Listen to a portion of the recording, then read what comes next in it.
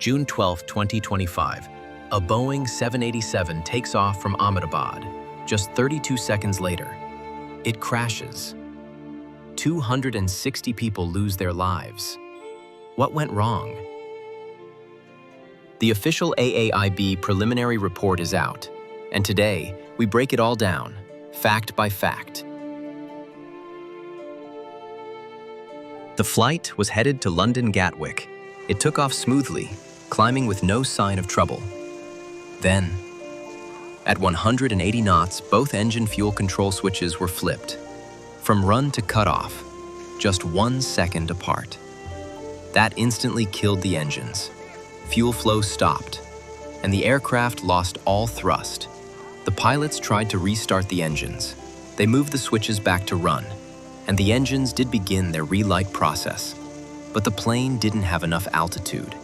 It crashed near a hospital hostel, killing everyone on board except one survivor, and many more on the ground. Now here's where things get technical. The fuel control switches are located right between the two pilots, just under the throttles. They control the fuel supply to each engine. But these aren't simple switches. To move them, you have to lift, twist, and pull, and they're protected with a metal guard. That means they can't be flipped accidentally, and they don't move on their own. They're designed that way, on purpose. So for both switches to be turned off within a second of each other, that's not normal. When do pilots cut off fuel? Now yes, pilots do cut off fuel to engines sometimes. For example, if there's an engine fire or serious engine damage.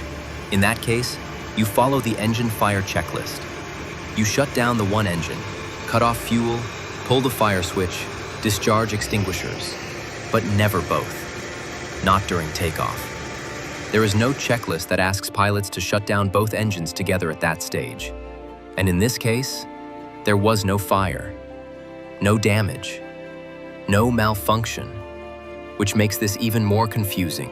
The pilots and what the report says. The captain, R. Sabarwal, was 56 years old with over 8,200 hours of flying experience. The first officer, Cleve Kunder, was 32 with more than 3,400 hours logged. In the cockpit voice recording, one pilot asks, "Why did you cut off?" The other responds, "I didn't." They then attempted a relight and declared, "Mayday, Mayday, Mayday." But by then, the aircraft had already begun to fall. Now listen carefully. The AAIB doesn't blame the pilots. They don't say it was intentional. They simply confirm this. Both fuel switches were moved, and the engines shut down. If it was human error, it could have been a system misread, or something more complex, even psychological. But let's be clear. Pilots go through regular medical evaluations. They are trained and certified. So we don't speculate. We stick to the facts, as reported by the official investigation. The aircraft was in perfect shape. Fuel was clean, no bird strikes, weight was within limits. The flaps were set correctly. The engines were recently installed. Everything was normal until those two switches flipped. 260 lives lost, one of the deadliest aviation tragedies in recent memory.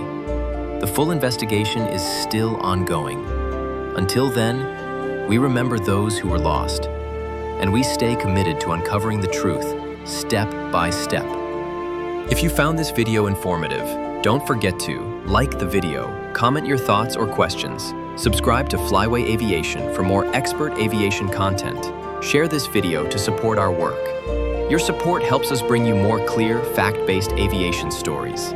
Thank you for flying with us.